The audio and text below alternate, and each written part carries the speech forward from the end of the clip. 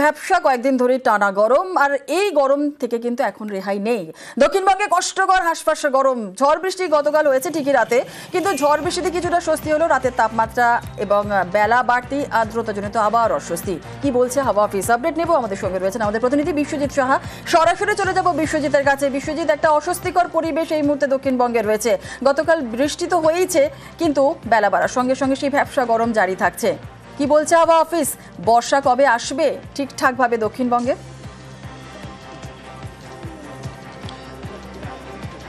দেখো, কলকাতায় যে পরিস্থিতি গতকাল আমরা দেখেছি, গত পরশু দিনেও একটা ব্যবসা গরম এবং অস্বস্তি সব থেকে বেশি ছিল। আজ সকালে কিছুটা স্বস্তি, কারণ কলকাতার তাপমাত্রা প্রায় 6 ডিগ্রি সেলসিয়াস কমে গেছে রাতের তাপমাত্রা। দিনের তাপমাত্রা আজও হয়তো কিছুটা কমবে, কিন্তু তাও গরম এবং অস্বস্তি কিছুটা থাকবে। আগামীকাল পর্যন্ত এই গরম অস্বস্তি, তার সঙ্গেই বজ্রবিদ্যুৎ সহ বৃষ্টিরও সম্ভাবনা থাকছে। আজ বেশ কয়েক পশলা বৃষ্টির সম্ভাবনা, আগামীকালও কয়েক পশলা বৃষ্টির সম্ভাবনা থাকবে। বজ্রবিদ্যুৎ সহ বৃষ্টি হবে দক্ষিণবঙ্গের প্রায় সব জেলাতেই। বজ্রবিদ্যুৎ সহ বৃষ্টির সম্ভাবনা যেমন রয়েছে, তেমনি কলকাতা সহ 7 জেলা, উপকূল ও সংলগ্ন জেলাগুলিতে 7 জেলাতে এই গরম ও অস্বস্তিটা থাকবে।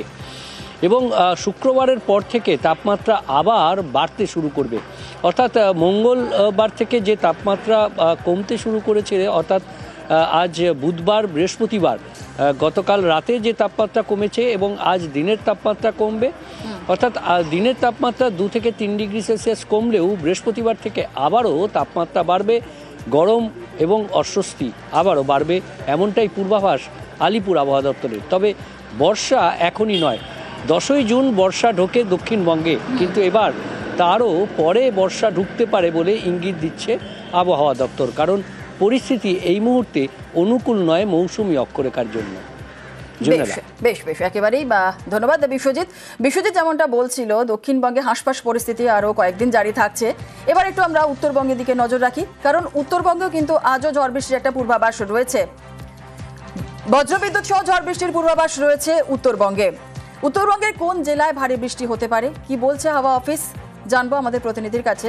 পার্থ রয়েছে আমাদের সঙ্গে, সরাসরি চলে যাব পার্থর কাছে। পার্থ, ঝড় বৃষ্টির পূর্বাভাস রয়েছে উত্তরবঙ্গে, এবং কোন জেলায় বেশি ভারী বৃষ্টি হবে, কি বলছে হাওয়া অফিস?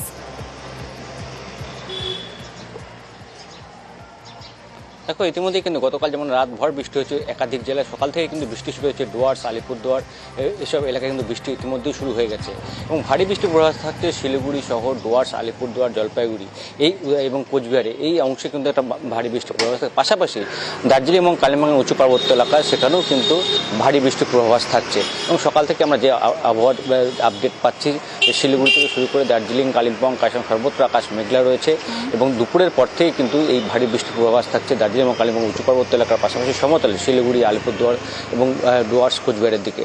ডুয়ার্সে ইতিমধ্যে বৃষ্টি শুরু হয়ে গেছে, এবং আমরা জানি যে গত কয়েকদিন ধরে একদিকে যেমন নর্থ সিকিমে অবিরাম বৃষ্টি চলছে, তেমনি কিন্তু রেহাই নেই উত্তরবঙ্গেরও, সেখানেও কিন্তু বৃষ্টি চলছিলই। এবং আজ ভারী বৃষ্টির পূর্বাভাস থাকছে, যেমনটা তুমি বলছো, ভারী বৃষ্টির পূর্বাভাস থাকছে দার্জিলিং এবং কালিম্পং উঁচু পার্বত্য এলাকায়, তেমনি সমতলে শিলিগুড়ি থেকে শুরু করে একেবারে আলিপুরদুয়ার সর্বত্র কিন্তু ভারী বৃষ্টির পূর্বাভাস থাকছে। ধন্যবাদ পার্থ।